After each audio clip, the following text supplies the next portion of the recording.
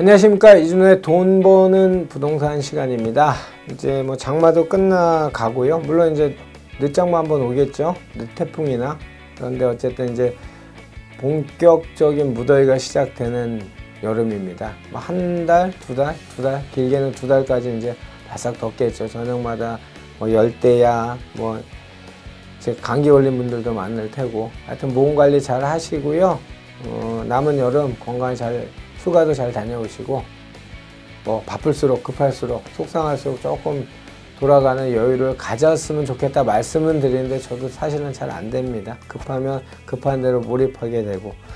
하여튼 오늘도 저희 좋은 정보를 갖고 우리 여러분들께 재밌는 이야기 해드리도록 하겠습니다. 오늘은 뭐 이거 내 얘기야 아니면 이거 너무한 거 아니야? 뭐 두 가지로 딱 극명히 갈릴 것 같은데요. 무슨 얘기냐면 오늘 주제입니다. 돈을 피해 다니는 유형. 돈을 피해 다니는 유형. 그러니까 내가 피해 다니는 거죠. 돈이 피해 다니는 유형하면 돈이 나한테 자꾸 피해 도망가는 건데, 돈을 피해 다니는 유형하면 내가 돈을 피해 다니는 거. 뭐 그러고 싶은 분은 없겠지만 하여튼 이런 유형이 있다고 합니다. 오늘도 이런 재미난 얘기, 뭐 재미난다고 하지만 아주 오랜 경험치에서 나온 거니까 꼭 귀담아 들으시면 좋을 것 같습니다. 좋은 정보 주실 분은 주식회사 도시학원관 곽창석 대표님 나오셨습니다. 안녕하십니까? 네, 안녕하세요. 네, 제 얘기가 맞죠. 돈을 피해 다니는, 내가 피해 다니는 거죠? 그렇죠. 돈을 피해 다니는 7가지 유형. 7가지. 오늘 좀 재밌는 얘기를 말씀드리려는데. 예.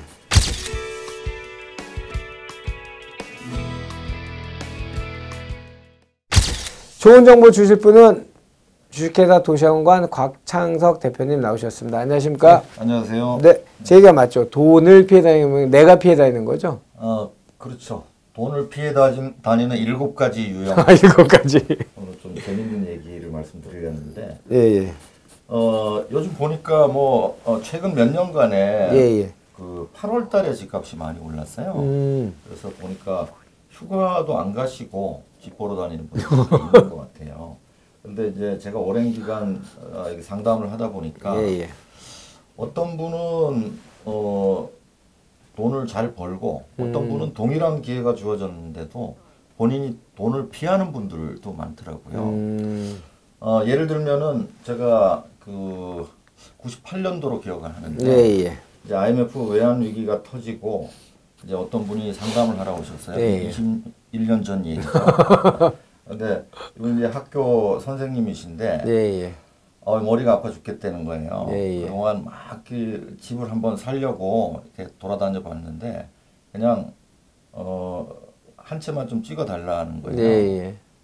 그래서 당시 제가 이제 관심 가지고 있던 게 경매였기 때문에 그때 이제 음마 아파트 사시라고. 그때 31평이 보통 경매로 나오면은 한 1억 2천만 원 정도가 최저 입찰가였어요. 그래서 그 경매 받는 게 좋겠다. 그랬더니 이제 얼마 쓰니에요. 그래서 그러니까 1회차에 최저 입찰가에서 한 100만 원만 더 써라. 100만 원만 써라.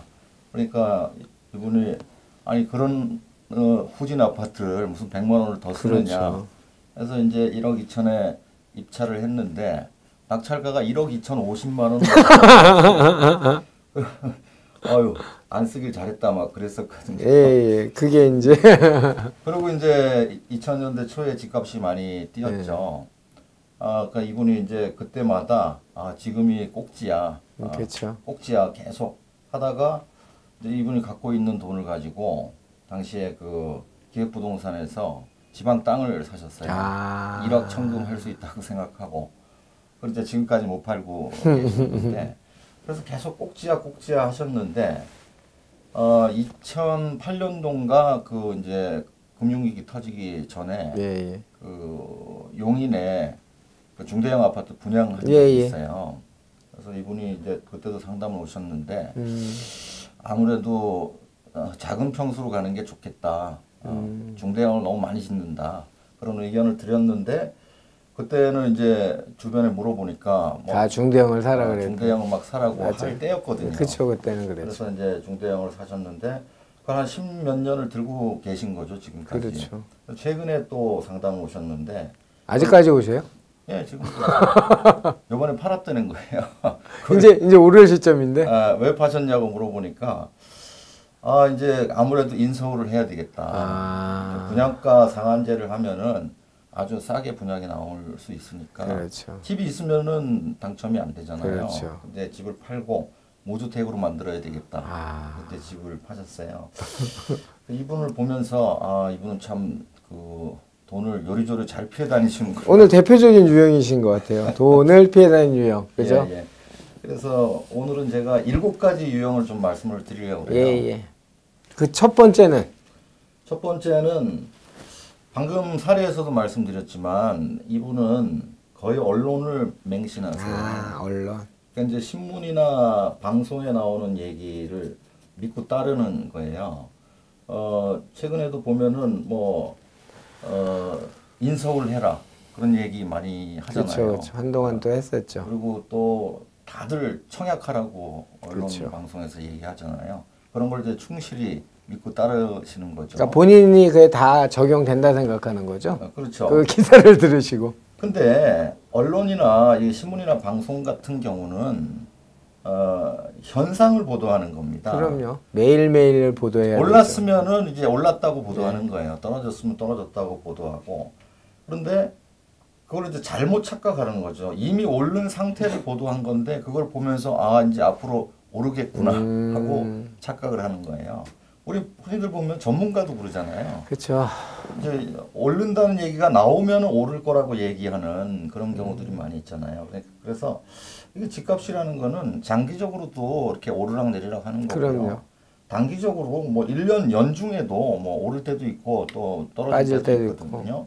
근데 이제 그 신문을 보시려면은 지금 나오고 있는 신문 보실 게 아니고 1년 후에 2년 후에 기사로 나올 내용을 미리 예상을 하셔야 되거든요. 그걸 하신 분들이 이 언론을 맹신하겠습니까? 그러니까요. 그렇게 하셔야 되는데 현재 언론에 나오고 있는 거를 쫓아가면 안 된다는 얘기고요. 이게 이제 흔히 말하는 더더군다나 이 언론이 현상을 보도하는데 팩트만 보도하면 되는데 거기에 이제 어떤 기조가 들어가거나 이렇게 이제 제가 잘 말씀드린 프레임 씌우기까지 들어가 버리면 그건 아주 무서운 정보가 아니고 무서운 사실이 되는 거죠. 그렇죠. 예를 들면 언론들의 논조가 보면 그렇죠.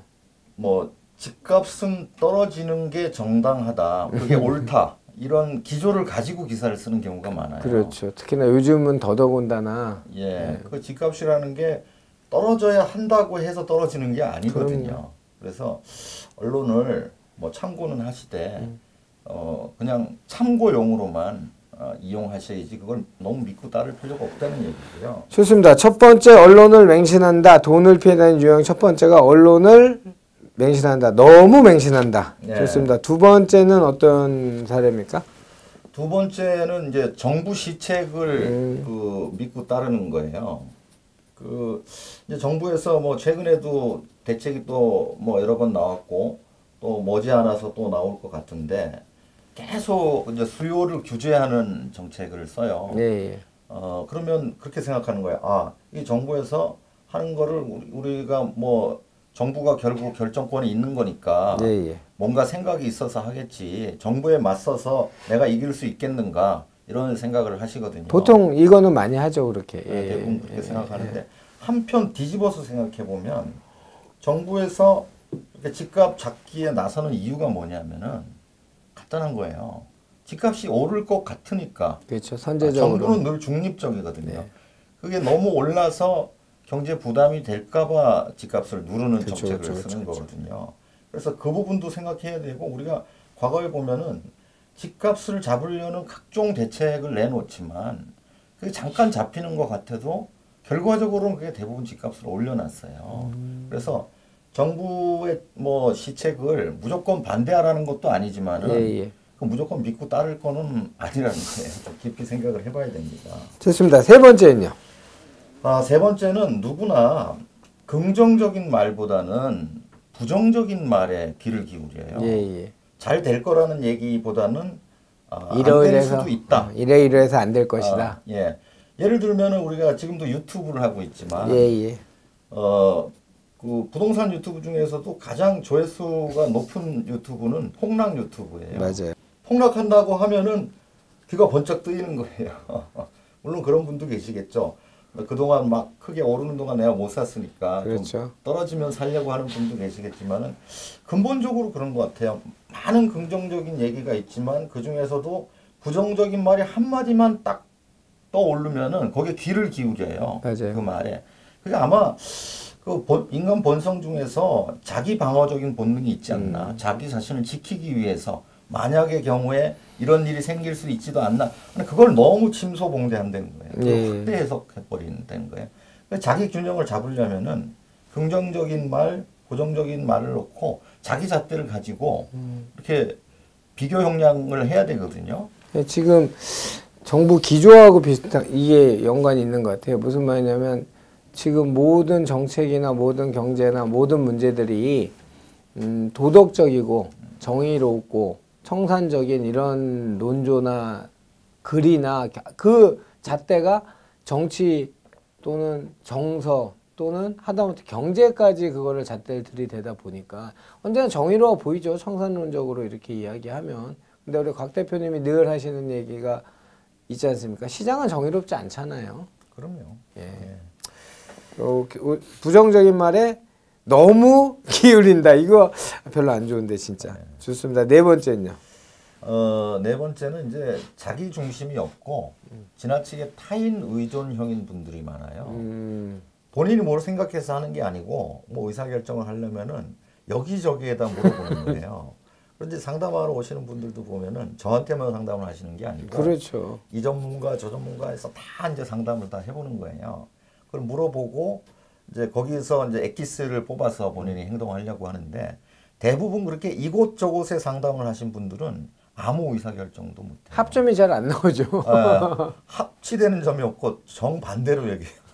여기 가면 이 얘기 저기 가면 저 얘기해서 오히려 헷갈리기만 한 거거든요. 저는 이제 상담할 때 그런 적이 많아요. 이제 아까 토지를 이제 뭐 이렇게 상담할 분들이 많이 없잖아요. 근데 이제 몇 군데 다녀본 분들은 본인이 기준을 세워놓으면 그 결론에 도달할 때까지 저한테 자꾸 반대 질문을 해요.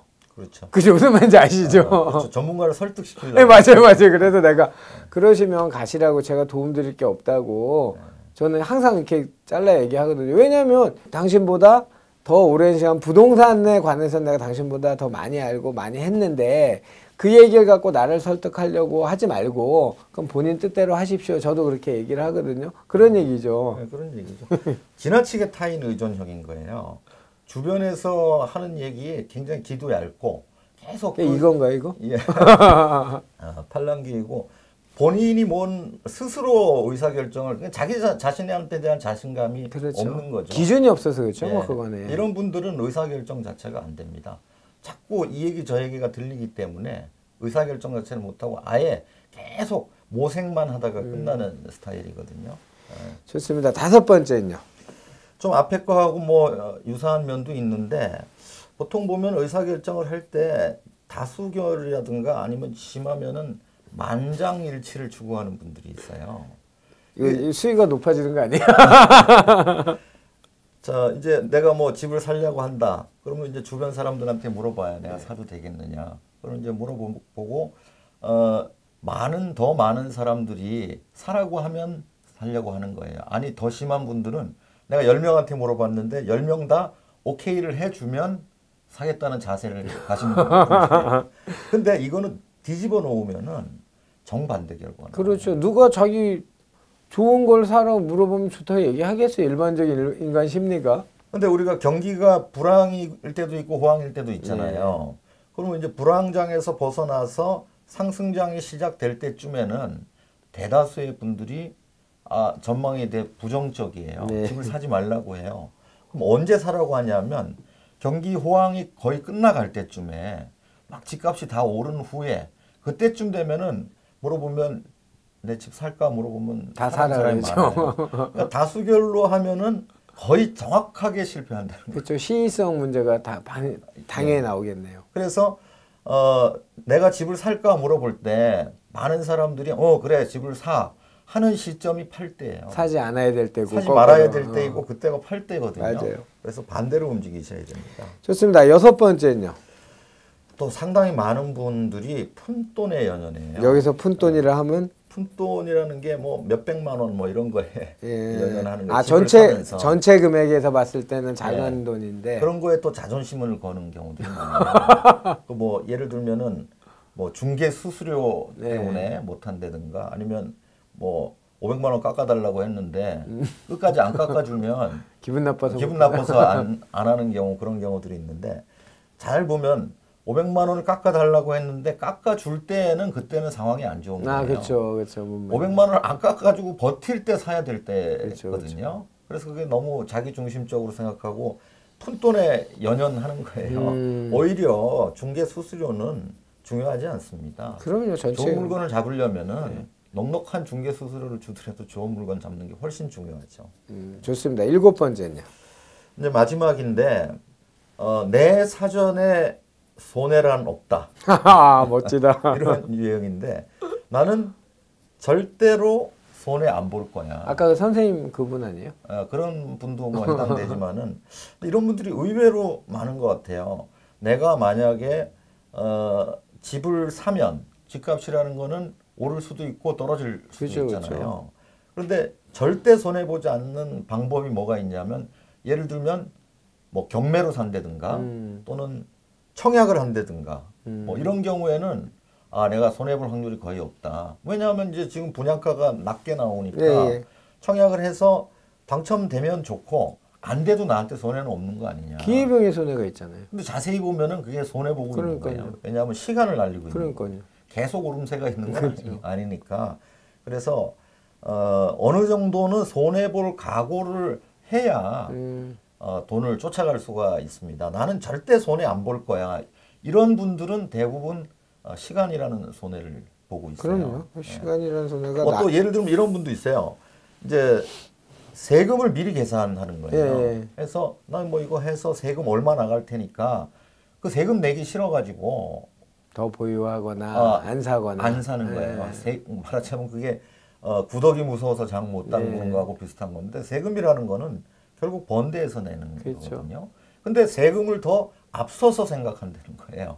순서는 좋은 물건을 싸게 사고 벌면 그 다음에 세금을 내면 되는 거거든요. 근데 너무 앞질러 가는 거야. 난 절대 세금 안 낼 거야. 그러니까 낼 세금이 아까워서 좋은 물건 못 잡는 거잖아요. 그렇죠.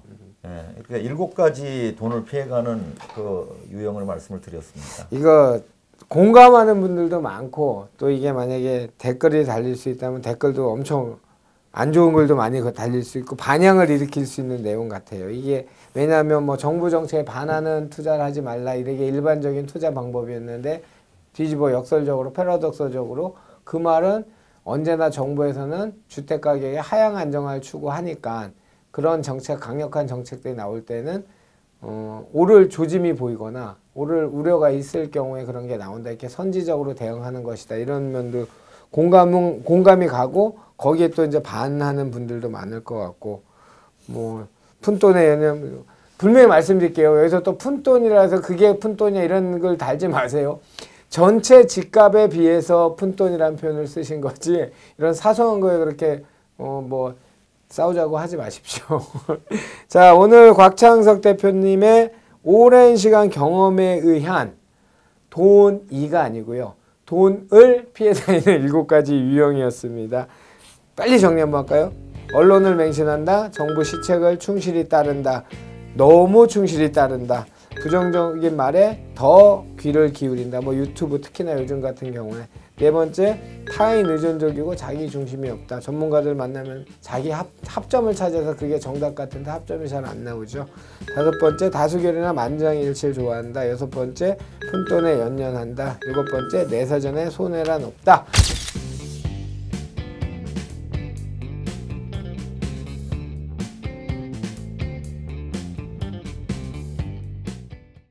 자, 나는 만약에 이때까지 부동산 돈을 못 벌었고 투자로 돈을 못 벌었으면 어떤 7가지에서 체크리스트에 걸리는지 한번 판단해 보시고요.